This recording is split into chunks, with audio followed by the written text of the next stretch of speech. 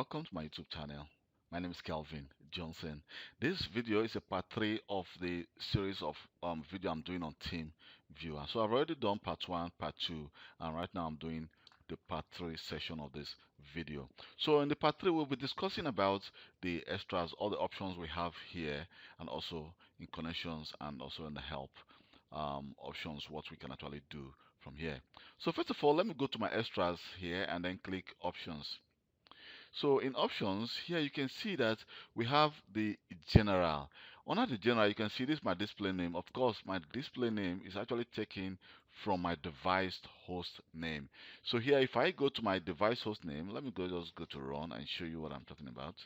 And I say host name, you can see that the host name actually correspond to my your display name, which is being shown here. So let me just cancel this, and here you can see that choose a theme. I can decide to go for the dark option of TeamViewer, and when I click OK, you can see right now my TeamViewer has changed to dark. So let me go back to option and change it back to light to make it more bright. And so here we have the option to actually configure proxy settings. Let's say you are using proxy settings to actually access the internet, or you're in your company or it's using a proxy. We can decide to actually configure that proxy. Here we can say use the manual proxy. We can decide to put in the proxy IP address, user's name, and the password. But right now I'm not using any proxy. And also wake online on LAN, we can decide to configure that. This is not, there's no wake online on this device right now, so we're going to leave that the way it is. We have the incoming LAN connection is activated. We can accept, but I'm just going to, for security reasons, I'm going to leave that for deactivated at this moment. It says with this data, you can see that this device has been assigned to Kelvin Johnson and also to KELVGLOBAL Computers. I can decide to actually remove that if I want, but also I'm just going to leave that as it is right now. And also let's go to security and see what we can actually do from here. So it says on unattended access, we can grant both Kelvin and the KELVGLOBAL Computers both email address. We can grant them easy access to this device, but I'm not going to do that. I'm just going to uncheck that for security reasons as well. And here you can see the password, which is 8 characters, but I can change it to 10 or 6 characters if I wish. So I'm just going to change this to 6 characters. And here it says rules for connection to this computer. You can say it says the Windows log on, which is not allowed. So what happens is this: if someone tries to access your device as an administrator, if you did not actually if this option is not allowed, the person or the someone that is trying to assist you will not be able to connect to your device as an administrator. So for that person to be able to connect to your device as an administrator, I'm going to show you how to do that in the next section of this video. You will need to actually click on allow for administrators only, or if you say allow for all users, which I will not advise you to do that. I think everyone will be able to access your device and perform admin activities. And here it says block or the allow list. Let me click configure. We can as well actually deny access for the following partners. We can add, we can search for add contact, or we can manually add an email address, a TeamViewer ID, or a company profile name to actually block those people from accessing this device. Here we say manage approved devices. We can decide to configure, and here we need to add, it says install the TeamViewer remote control app to add that, but I'm not going to do that right now. So the next part we need to go to is the remote control. Here it says automatically the automatic quality section. We can optimize the quality or optimize the speed, but let me just leave it for the automatic quality selection. And it says remove the remote wallpaper, or we can show your partner cursor when someone try to control your device. So everything the person is doing, you'll be able to see that cursor where the cursor is going to on your screen.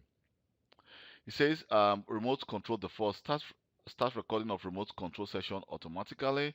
If you want to start recording any section of remote control you are doing, you can as well check this, and the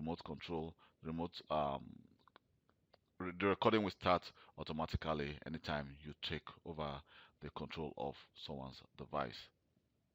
And here we can send key combination or open new connection in new tab if you wish. I'm going to actually check this to open new connections in new tabs. And here we have the option which is called meeting. So it says options for meeting from this computer. So the optimized quality is actually checked. We can say optimized quality selection, or we can decide to do a custom settings and then choose how we want to actually customize our settings. So I'm going to actually leave it for the optimized quality. And say we have the default. So I'm using two monitors on this training. So we can decide to go for all monitors or just select the first monitor, which is this screen right now. I said the participant interaction is going to be for the full interaction, or we're going to give a custom settings. We can decide to say everything is set to allow, but we can decide to say, okay, for the chat we want to allow manually, or allow chat to all participants, or just allow. So you see everything is set to allow. We can decide to say allow them manually, which means they will need to request that for them to do anything like drawing, someone will need it needs to be allowed manually. And here also we see the password for instant meeting. Always show meeting preview. So to start screen sharing. So here you have the options you can actually play with if you think you want to for example, you want to auto record meeting. You can just check this and the meeting will be auto recorded automatically. That is if you start a meeting with someone. But mind you, before you start recording meeting, you need to actually take requests and tell the person that you are actually going to record this meeting. So I think auto recording, I will not actually advise you to do that, because it will not, for security reasons, I don't think it's better to actually take the consent of your host or your partner to tell the person that you're going to record this meeting before you start recording meeting without their knowledge. And here we say for the computers and contact, you can see that I've checked offline computers and contact in separate group, notify me of incoming messages, and notify me when partners sign in. And definitely I think I want to be notified if someone try to of incoming messages or when someone contact me. And also the logon section for connecting and reporting, show comment windows after each sessions. And you can see my name, my email address, and definitely my password. And we have the options for the audio conference. You can see my headset I'm using, which is the black wire, and that's the volume, so we can control the volume or we can mute it. And then also for the voice input, to turn on my microphone. So right now I'm speaking, you can see that I'm using my headset as well to communicate. So you can see that the headset is working very well. And also for the video as well, we can decide to go for actually my HD camera, or we can decide to also select the quality we want for the camera. We have the video driver settings. I think when I click select there's no, I can do no video. I can go for the my inbuilt camera on my laptop, or for the virtual camera as well. So it says turn my camera on when entering meetings. We can decide to do that, but for now I think it's the best option to actually put off your camera, because not all meetings want it's actually being scheduled with cameras. But if, for example, you says you want to actually schedule all meetings with camera, you can turn this on. And here we have the custom invitation, and you can see right now I can actually decided to modify the, if I try to send someone invitation, these are what they are going to receive. So I can decide to, you can see regards your name, and the quick support. I think these are also good, but we can decide to just put here, just delete this, and let me just change this to kind regards, and hello kind regards, and there's your name. I can put my name here. Let me just put Calvin Johnson there. So we can decide to say okay templates, and let me just test the invitation and see. You can see that it says Calvin Johnson, but mind you, I think I'll need, let me just remove this. So I'll see what happens. So you can see that it says okay, that's the quick support they can use to actually connect. Okay, let me see. Please download the following software to start the remote control tool TeamViewer quick support, so they can use that. And then the option, mind you, the other options like the password and the code will also be included in the meeting section. And here we have the advanced session. So let me just click the show advanced session.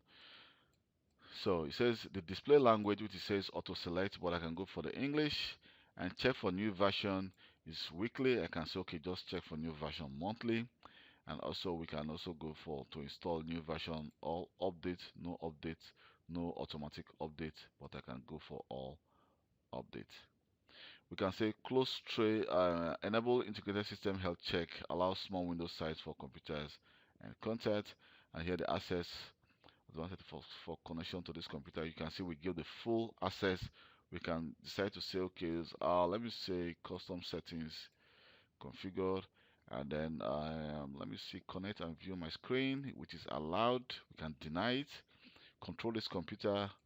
You see we have the option to actually deny or after confirmation. For example, let me just put after confirmation, connect and view my screen, which means I will need to confirm that.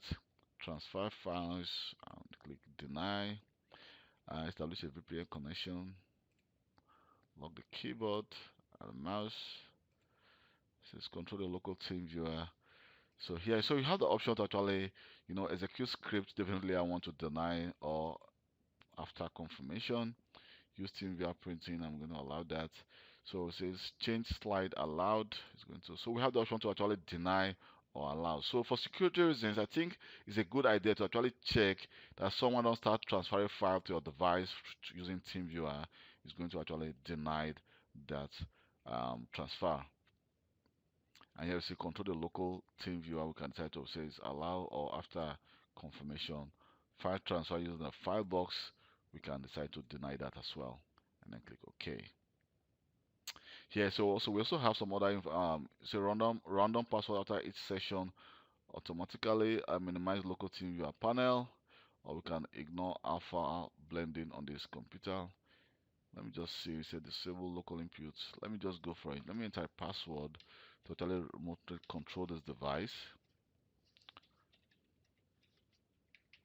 So it says here, it says the password I'm entering is just too weak. I can go for a stronger password.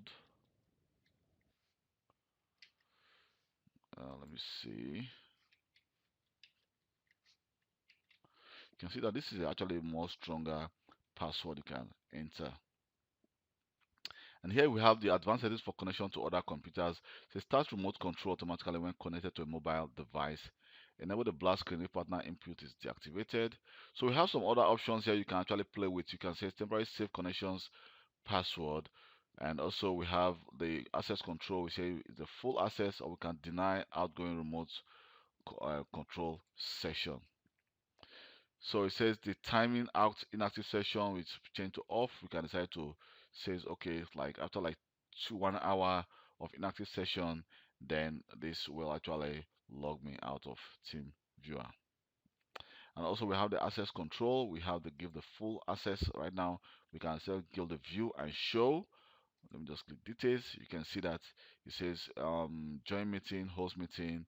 But let me just, what about if I go for view access? You can see everything is changed to allow, allow, allow, allow. And here also we have the TeamViewer server, advanced network settings, install VPN driver. So uninstall TeamViewer printer drivers, we can actually uninstall that because I installed Team. Remind you, if you can remember, I think on my first video, I installed TeamViewer on this device, the TeamViewer driver on this device. So you can install it from here as well. And you can see that the default document format is the SPS, or we can change it to PDF if you wish. I'm going to leave that at SPS. And the login files is being enabled. I think it's a good idea actually to troubleshoot TeamViewer if you're having issues. So with the log file, you can actually check and see what is going on and if there's anything wrong or where the fault is being coming from. So we have the option to actually say disable TeamViewer shutdown, and we can also disable remote drag and drop integration. So we see we have some different deactivate Outlook add-in. We can actually deactivate it from here if we wish. You can see that Outlook add-in is also deactivated, but I can actually activate it back again if I wish to. And here we have the TeamViewer options. We say session recording directory options password. Says change require administrative right on this computer. I can decide to just check that, but for now I'm going to leave it the way it is. So it says export settings for TeamViewer Portable. So we can actually export this, but I'm not going to. Please restart TeamViewer to apply the new display language. So we can try to export that, but for now I'm not going to import or export anything. So I'm going to just click OK. And here we have the option to actually go for help. And we can see to know the version of TeamViewer you are using, just click about TeamViewer. Here you can see that I'm using the TeamViewer version 15.18.5 of TeamViewer, and this is the date that TeamViewer was installed on this device. So mind you, probably if I go to help, you may check for newer version of TeamViewer, but here it says your version of TeamViewer is up to date because I installed this version of TeamViewer today on my device. And also we also have it says how it works. We can decide to go to the TeamViewer website, or we can go to the TeamViewer community, or we can go to the TeamViewer help web help to actually request for help if you're having any issues. We can give a feedback to TeamViewer if you think that you have any future requests or comments, or if you have any suggestions for TeamViewer, you can give them. You can say, well, I'm happy, and then just put, okay, I'm happy with TeamViewer, and then you can actually attach a screenshot. Let me just click send, and I'll say my extremely likely, and I'll put next. Say thank you for your feedback. Do you have any question or need support? Visit our support page. So you can actually contact TeamViewer because I've contacted them in the past, and their support was very good. And here we also have the option to actually give a feedback to TeamViewer. So if I click on connections here, you can see we have the options, which of course we've seen this before. Under If I go to remote management here, you can see monitoring and assets and endpoint protection backup. But it's going to actually take me. If I click open users management, you can see it's going to take me to my the users management where we've seen the endpoint protections, web monitoring, remote management. You can see the home. So this is actually going to be a different training because if not, this video is going to take a very long time. So if I let me go back again to TeamViewer here, we can close this. And also if I go to connection, you can see we can decide to actually eject TeamViewer. So if I want to sign out from TeamViewer, what I need to do is to go to my account here, and then I will actually go to my right hand side here and just click sign out. So if I click sign out, definitely I'll be signed out from TeamViewer. Or I can decide to go to my show hidden icon here and just decide to exit TeamViewer. Definitely it's going to close TeamViewer right now. So let me just try to go there and then click exit TeamViewer. You can see that TeamViewer has been closed.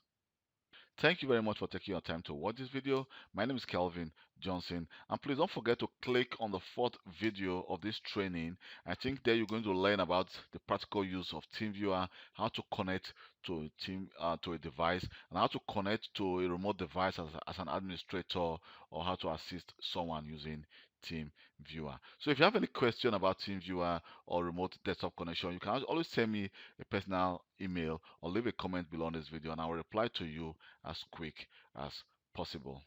Thank you very much, and please don't forget to subscribe to my YouTube channel for more IT related video. Bye.